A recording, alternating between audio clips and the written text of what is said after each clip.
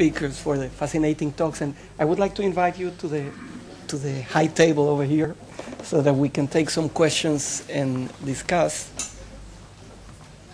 And since I don't see any yet, I want to ask first a question to you, if possible, because I had this impression when seeing the Isadora Duncan reconstruction. This strongly reminded me of the, oh my God, I had the name, the painter, oh my God. Matisse? The Matisse dancers, yes, right? Yes. So I wonder how this triangle is working here, in which are the directions, if you could say that. Yeah, no, it does. People know Matisse is famous. Actually, it's a paper cutout. I Yeah. think the circle of the dancers. And it reminds also the Rorschach, which I hadn't saw before, but Yeah. now that you mention it... No, I think it's a really good point. I mean, if I had moved into the visual arts, there would have been a whole host of other images, and it could develop. But I definitely think, I think that's symbolic of the ecstatic body, this kind of body that I think people were grasping for at that time, during those decades, the late 19th, early 20th century. So I think there's more to be done there. Yeah. Okay. Okay, please. Any questions or comments?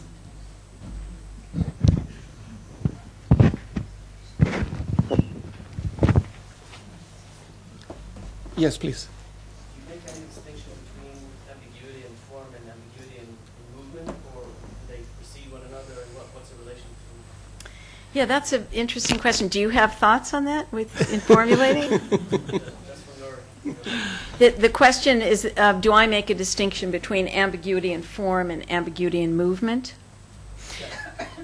I mean, I think this is also the moment at which abstraction is born, because all these dancers I named are opposite this phantom presence I didn't name, which is ballet, romantic ballet, 19th century ballet. And they are all, I think, recreating the dancing body in distinction to that, which is highly specific, a very coded movement vocabulary, a very strict hierarchy, and very sharp social references. So I think they're gesturing toward this new century, and I think they're trying to wipe the slate clean in a way to begin anew. So that ambiguity is very risky territory, and I think the gestures have a certain quality of being blurred because of that. So it's choreographed where it's supposed to express emotion, but there are no characters. They don't wear costumes that signify anything specific, and there are always women's bodies during this period. I showed you a brief glimpse of Laban with the men gesturing nude torso, but all these leading dancers it was the female body being reimagined by women, and that's a radical break historically. Snide? It's actually a question that is directed in different ways to both of you. Moses is at the center of Freud's probably last work, in which the collectivity is much more important than the individual. It's Moses, but the history of the collectivity is more important there. And so the question is, when he saw the sculpture, and later on when he writes Moses and monotheism, how does this notion of collectivity is reflected in his backward reading of the sculpture? And to you, the question is that the things that you showed us, except one dance, are again dances of individuals. But if you look at the dancing, sort of the way modern dance moves, even before the war, but certainly between the wars, it's groups. Ballet russe is always groups. And courteous, where you have individuals, but the group is much more important. Certainly in Sharon Eyal, the group is more important than the individuals. So how do you put it together? You want to start?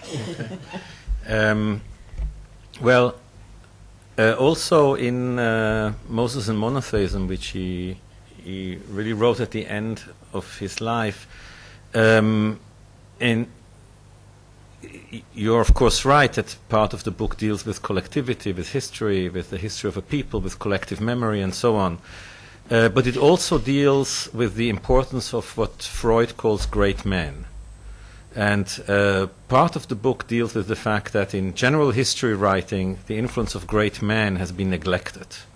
So I think what connects the two is that I think he's fascinated by his own interpretation of Moses, by the way he reads Michelangelo, because he wants a Moses who truly is a great man, in the sense that he will not be overtaken by his anger. He will be able to restrain his movements. He will be able to control his emotions. Well, that's what Freud thought about himself. Yeah, we don't know whether he behaved like that. And the collectivity comes in as in a very strange way, because Freud says, I felt like I'm part of the mob, I'm part of the crowd. So in a way he presents himself as not being an individual looking at Moses, but really part of a group. So in a way already in that early writing, or in that early experience, Freud accepts Moses as the great man, as the leader, as the one who is looking at the group, and Freud only being part of that. What he imagined and what he did not write in 1914, of what it meant for him to feel like somebody who betrays his ideals, who betrays the cause, who is ready to worship idols. What this exactly meant in 1914 for Freud, I'm not sure. I mean, this would probably be a matter of more speculation. Mm-hmm. Interesting. Yeah, I think it's a very good question. All three of the dancers I focused on actually reinvent a dance vocabulary in order to express their meanings in movement. And up until this moment, really up until the 1920s, the images of women dancing are always authored by males, with the exception really of Bronislawa Nijinská in the 1920s with Diaghilev's Ballet Russe. But Duncan Fuller and Wigman all actually create an entirely new vocabulary for the body. Nothing that exists, as far as they're concerned, offers them the syntax to say what they need to say. And they're soloists for that reason. They're making it on a woman's body, and they have their own bodies to work with. Duncan did have schools throughout Europe where she taught children. But by and large, they didn't leave a repeatable repertory or disciples. And that's one of the frustrations, I think. You know, there are people who descended down through having done the work, but they didn't leave a concrete legacy in that way. And they're warring factions, those who survived, about who has the right line. But it's an important question, and thank you. I forgot to mention that. Please. Yep, you over there. Wanted to ask you mentioned that this form of dance is deliberately spiritual, that there's a form of ecstatic movement to it. And on the one hand you say that it's new, but on the other hand it seems perhaps the togas seem to perhaps look back to sort of Hellenistic, Dionysian kind of ritual form. So I wanted to ask you perhaps the individual and the new in the 20th century is actually recruiting this communal sense of a previous ritualistic religious form of female movement. Yeah, no, I think it's very interesting. I mean, the Hellenic reference was a very conscious way to try to, especially with Duncan, to associate dance with the elevated, the Greek ideal, to legitimize it, because all this dance is, the concert dance is coming out of dance being, in the 20th century, a pretty depraved profession for a decent woman. And so she's cloaking it in all the trappings of legitimacy, the spirituality, and the reference to the Greeks. That was Duncan's. Pardon? I'm asking, is that just show to legitimize it, or is that what it is? It is. Her inspiration was looking at Greek statuary. She looked at Greek statuary. She went to Greece. She felt columns were moving. So for her, she looked somewhere else for inspiration rather than to the courts of Europe, which had been the basis for ballet.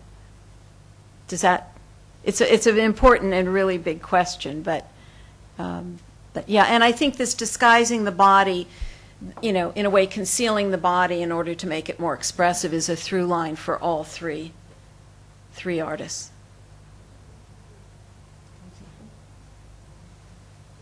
Yeah. Some other questions? Still have some time. Ronnie? I don't know what kind of question it is, but saying Mary Wigman and then thinking about this whole question of reflection that has been doubling that we were talking all the time. I could see how perhaps this whole, even the Rorschach block kind of emerges because we are double.